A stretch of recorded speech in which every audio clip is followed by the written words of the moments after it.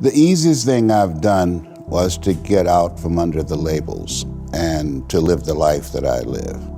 The most difficult thing I've ever done was to believe that I can do it.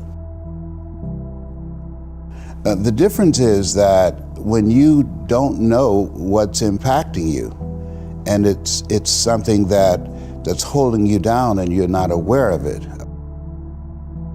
There are things that when you, in my situation, when you live in a dominant culture that is designed to destroy your sense of self and your belief in yourself, and you have to learn ways in which you can begin to connect with this power that you have within yourself to handle where you are.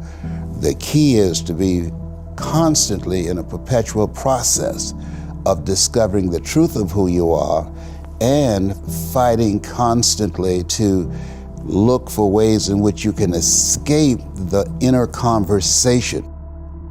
Between ages 0 and 5, we determine what's available to us and what's not available to us. And so that was a defining moment. I knew there are certain things I could not do, certain places I could not go.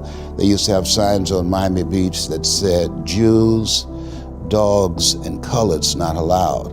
And so now you have to operate within the constraints of the dominant society and the things that they've created for you.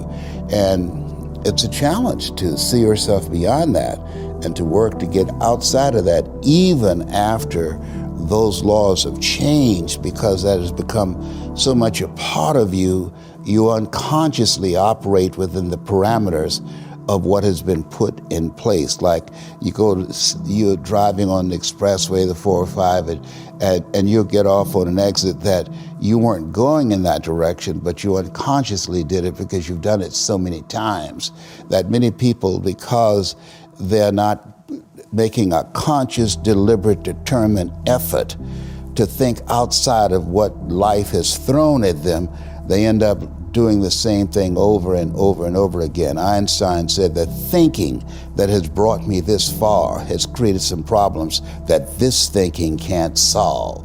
And so through relationships, through reading, through studies, through goals and dreams beyond your comfort zone, it allows you to begin to live out of your imagination as opposed to out of your history. Disney said, the imagination is a preview of what's to come.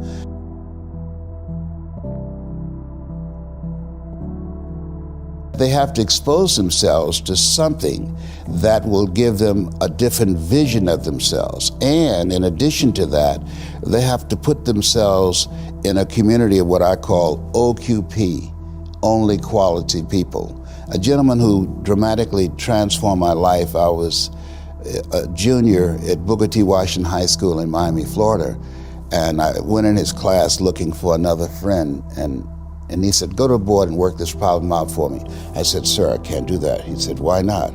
I said, I'm not one of your students. He said, do it anyhow. And the other kids started laughing, saying, he's Leslie, he's DT. And he said, what's DT?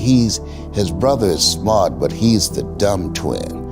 And I said, I am, sir. And he came from behind his desk and he pointed at me, he said, don't you ever say that again. Someone's opinion of you does not have to become your reality. And he taught me 3 things. He said, if you want to become successful in life, young man, he said, number 1, you got to change your mindset. He said, you don't get in life what you want, you get in life what you are. Number 2, practice OQP, only quality people. You earn within $2,000 to $3,000 of your closest friends. I found that out. I left all my broke friends. I said, y'all gotta go. Because I used to be so broke, I'd pass a bank and trip the alarm, you know? And the 3rd thing he said, develop your communication skills, because once you open your mouth, you tell the world who you are. He said, those are 3 major things that you want to work on that will liberate you from living in Liberty City, living in poverty in Overtown. It will help to escape out of where you are right now, because I see you watching me and I know you want more. I can see the hunger in your eyes. You get hungry by finding something that's you. I believe that all of us are born unique, but most of us die copies. You got to find out what is it that turns you on, what resonates with you. One of the things that I realized and what allowed me to become successful as a speaker, the speaking industry has been hijacked by people who speak to sell, and it's okay to do that and make money. I speak to change lives because somebody spoke and changed my life. So this is my passion. This is my drive. This is something that I feel in my heart. And so the key to that hunger-driven life is a heart-centered life. I didn't do what I'm doing for years because of my programming, because of the culture in which I was raised in. I would see other people with degrees and PhDs and MBAs and credentials I don't have, and I convinced myself I couldn't do it. But Mr. Washington, on that day, we became friends, and he taught me not only someone's opinion of you does not have to determine your reality.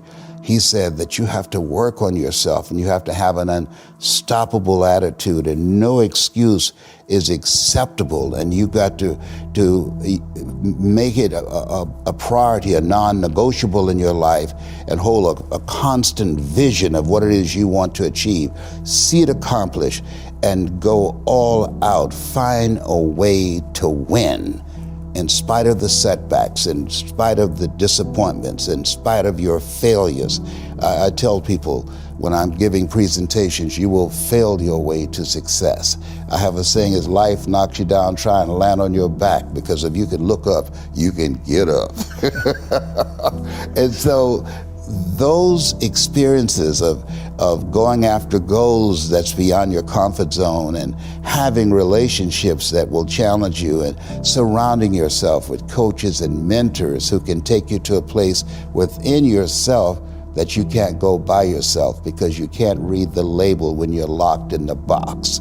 And so those experiences, they challenge you to go to that next level and continue to move forward in your life, doing new and exciting things that eye has not seen, ear has not heard, nor has entered the heart of mankind what God has in store for you when you live a heart-centered life, deciding that you're going to live a life that will outlive you. You're going to live a life that counts, a life that will build a legacy and change the planet. You know, Horace Mann said, we should be ashamed to die until we've made some major contribution to humankind. And so my goal is to make a major contribution to humankind.